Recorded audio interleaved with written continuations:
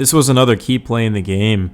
Is Bo Nix 4th and 3. He's got his eyes on Sutton the whole way. He runs a great route and comes down with a football. It's a big throw by Bo Nix, hitting his number one receiver. Bo Nix, that quick pitch to the right to RJ Harvey, who had an 8-yard run previously before this, and now he's able to dive in. Jordan Love is looking for his receiver, but Riley Moss is able to make a play on it and get up the field. Moss had a questionable pass interference call. I thought it was BS. And Moss has had a ton of those this season where things just kind of don't go our way. But, man, did he step up big with that takeaway. And that's Jordan Love's second one of the second half. And then this Denver rush is just wreaking havoc. You can see they've got push. Jordan Love is forced to step back, and there's just nowhere to go. He's just surrounded by, you can see right here on the play, that's Zach Allen getting in on there. Got a couple of the big boys up front, and they're just pushing the way all the way to Love. It's a big play. And Love, look, guys, there's just nowhere to go. Like, what do you do as a quarterback? The pocket just completely collapsed. You've got 3 Bronco defenders just closing in on Love, and he doesn't even have a chance, and he's going to go down for a big loss. And this crowd is getting into it, nearly sold out. You've got the elevation. You've got the crowd noise. The Broncos have won 12 straight football games at home. They have the biggest home field advantage in football. I'll say even more than the Seattle Seahawks. And no one's coming into Denver this season and beating this team. There's 2 home games left the rest of the way, though. Jacksonville and then LA, the last game, talking about the Chargers. Now you've got 50 seconds on the clock. It's 34-26. Packers have the ball. The Broncos, remember, went for it on 4th down. They tried to give it to one of their big guys, and he just wasn't able to find a hole. Packers played it well, but now your defense is on the field with the game on the line. Jordan Love has to go a long ways and get a 2-point conversion, and it just wouldn't last very long as, wow, he's just hit on the play. He did have, honestly, an opportunity, but with that type of pressure and the Broncos sending everyone back into coverage, there just never was a chance. You can see Singleton, his comeback story has been definitely inspiring. But Bo Nix, to me, is the story of this game. We know Denver's defense is the best in football, but Nix just creating opportunities with his legs. You can see getting out of the pocket and then firing a strike to Lil Jordan Humphrey. Just a big-time reception by 17. Had, in my opinion, his best game of the season. And Nix, he looked like he was going to fake that quick screen right there, that quick action, and then he just gets out of the pocket. His eyes are down the field. Typically, Bo will pick up a couple of yards with his legs, but there's just so much more there if you just wait, hold the ball, and then he gets rid of it, of course, to Troy Franklin, who had another big game as well. Touchdown catch. Honestly, should have had 2 touchdowns. I talked about that in my video yesterday. Nix again to his left, and he finds his man. It's Mike Bandy for his first touchdown of the season.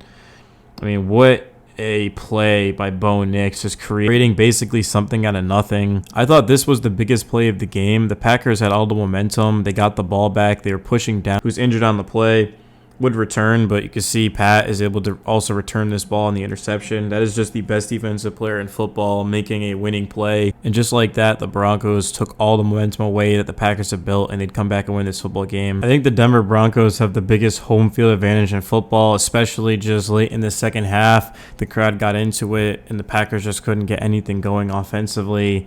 You see the defensive line is just flying around. You've got Singleton in there as well, the linebackers. Just orange jerseys everywhere. Man, did the Broncos defense take over this game. Pat Surtain, I thought, had the biggest play of the afternoon. Bo Nix has become a star in front of our very eyes, and we're going to break it down in this game. The Packers were favored despite Denver having won 11 straight football games at home.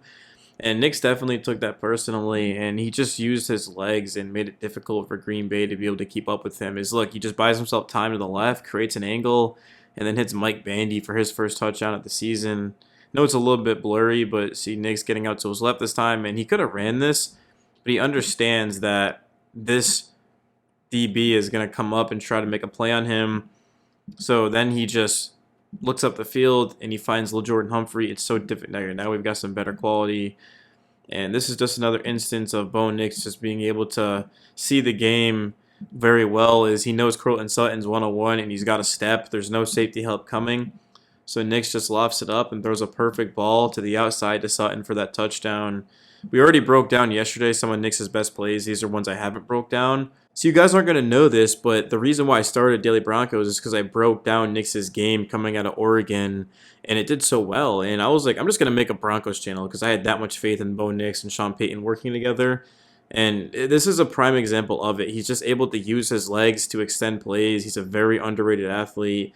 And this ball to Cortland Sutton is just an absolute dot. Nick's put together, in my opinion, his best game. I don't think he was like the greatest in the first quarter. I mean, he was completing his passes, he was efficient, but Nick's just completely just was able to get into a different level as the game progressed. And the Broncos don't win this game without him. And everyone talks about the defense, the coaching. What about Bo Nix? I mean, this team would not have won a lot of these games without him. I mean, he's been absolutely phenomenal late in these games. And when Cortland Sutton's 101, he's going to make you pay every single time. Nick's also hit him in that 4th and 3. So these plays, they don't happen. The Broncos don't win this game. Like, give Bo Nix his credit, man. He's just as much of the Broncos' success as this elite defense, Sean Payton, Vance Joseph. The job is far from finished, though, as there's 3 games left in the season. The number 1 seed in the AFC is still at stake. The Broncos will take on the Jags on Sunday. I'll have a preview out tomorrow on that. Going to go and watch the Jags game. I think they played against the Jets, right? Against Brady Cook. So I'll have to go and take a look at his tape. But then you've got the Chiefs on a short week, which is actually a Christmas night game. That's going to be insane. I didn't even know we played on Christmas until now, which is, I cover the Broncos. It's kind of embarrassing. But Broncos, Chiefs, it's in Arrowhead. Mahomes obviously will not be playing. They're going to go to Gardner Minshew. It's still going to be a tough game, in my opinion. The Chiefs aren't just going to fold because their season's over. Like, no, they're going to prepare and they're going to be ready. And then week 18, in my opinion, is the biggest game of these 3, and that is the Chargers coming into Denver. Last season, the Broncos got swept by the Chargers, of course. They lost to them early on in the season in LA and SoFi. And now it's a game of, can the Broncos just kind of establish themselves as, obviously the best team in this division? I know statistically they are. No one's going to say that the Broncos aren't the best team in the division. But if they cannot take care of business at week 18 at home and the Chargers snap their streak and go to the playoffs, I mean, that would just be absolutely devastating to even think about. But I do think the Broncos, and I've been saying this, they go 3-0 in this stretch. They finish 15-2, and they go into the playoffs with a first-round bye. Denver knows how important home field is. They know how important extra rest is, getting that week off, and then getting just a head start, of course, in terms of the playoffs. I mean, there's a big difference between having to win 3 playoff games versus having to win 4. And the Broncos kind of learned that the hard way. Is last year, I know it was like essentially the beginning of the rebuild. The Broncos are still in a rebuild. I mean, they're still paying Russell Wilson, and they're going to get that money off the books next season for the first time. But they had to go to Orchard Park in Buffalo, which is arguably the hardest place to play, against Josh Allen, who won MVP. And they had a good start. Troy Franklin had a touchdown, opening drive, but after that, everything went Buffalo's way. But this is just a night and day difference football team. I mean, the Broncos have been tested all season. They were underdogs at home, despite, again, having won 11 straight football games in Denver.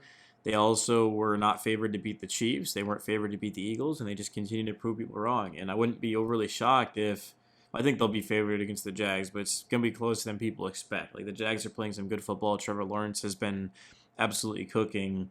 But Denver, I mean, this season, they've had to play in a tough division. They've had to play in a very, very difficult conference. And even their NFC opponents have been able to give them a challenge. Like Washington, I mean, this was, it was an NFC Championship, and they came ready. And then, of course, the Eagles game, I mean, they had to come back in the 4th quarter. That was crazy. And then the other game, who was what? The Giants. They had to put up over 30 in that 4th quarter to win it. So the Broncos, I mean, whenever we kind of are not expecting them to do something, they just do it. And that's what great teams do, is they find ways to win. And whether it's through the defense, Bo Nix's arm, or both, the run game, RG Harvey, the Broncos, they're going to be ready to go. And, man, I cannot wait for Sunday. I'm so excited.